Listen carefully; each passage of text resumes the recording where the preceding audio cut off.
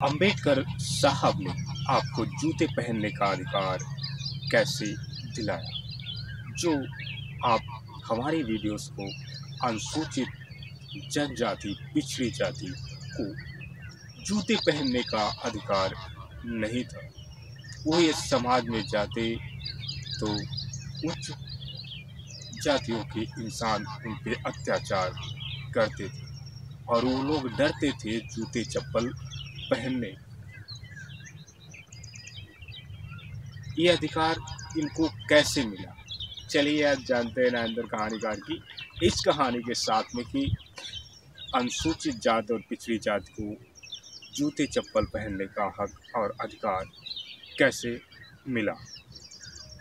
प्यारे मित्रों, ये बात है जब डॉक्टर बी.आर. अम्बेडकर साहब गांव में जाते हैं और अम्बेडकर साहब अपने लोगों के साथ में बैठ कर के मीटिंग में बुलाते हैं सभी को। तो वहाँ पे जितने भी आए हुए थे गांव के बुजुर्ग जन लोग, उन सभी लोगों ने पैरों में जूते और चप्पल कुछ भी पहन करके नहीं रखा। तो डॉक्टर बी.आर. अम्बेडकर साहब जी ने काफ़ी कुछ इनके मन में ख्याल आता है कि ऐसा क्या हुआ कि इन लोगों ने चप्पल और जूते नहीं पहने। तो डॉक्टर बी.आर. अम्बेडकर साहब अपनी सभा से कहते हैं कि तुमने जूते क्यों नहीं पहने? तो बुजुर्ग इंसान उठते हैं और कहते हैं, साहब हमने जूते इसलिए नहीं पहने कि हम जूते पहन करके अपने समाज में जाएंगे, उच्च जाति के लोग मुझे देखेंगे, वो साहब मुझे मारेंगे और मुझ पे अत्याचार करेंगे। कहा कोई बात नहीं, मैं हूँ, ये कोई भी बात होती है मैं आपके साथ में डटा हूँ।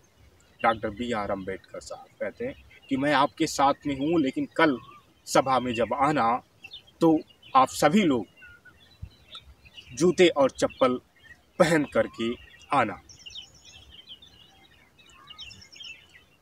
फिर से सुबह हुई और डॉक्टर बी.आर. अम्बेडकर साहब अपने सभा के में जाते हैं और लोग वहाँ पे आते हैं, लेकिन डॉक्टर बी.आर. अम्बेडकर साहब जो सोचे थे उससे भी कई ज़्यादा अधिक खतरनाक।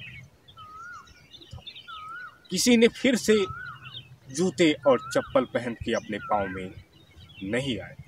कोई भी व्यक्ति ऐसा नहीं दिख रहा था जो इंसान अपने पैर में चप्पल और जूते पहन करके रखा हो। Doctor B R. अम्बेडकर साहब ये बात देख करके उनकी आंखों में आंसू आ जाते हैं और वो अपने जूतों को निकाल देते हैं।